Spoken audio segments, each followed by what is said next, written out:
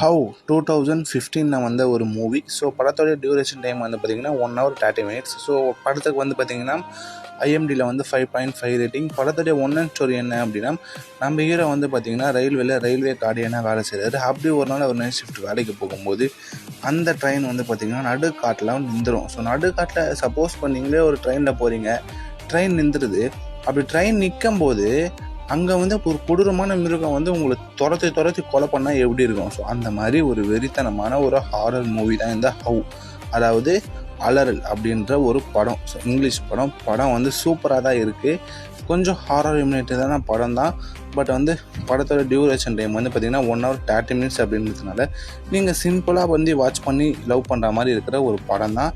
So இது ஒரு horror படம், கொடூரமான படம். ஸோ நல்லா தான் இருக்குது. கடைசியில் நம்ம ஹீரோயின் தப்பிச்சிருக்கலாம். பட் அது மட்டும் எனக்கு ஒரு டிசப்பாயிண்டாக இருக்குது. So love you guys, bye.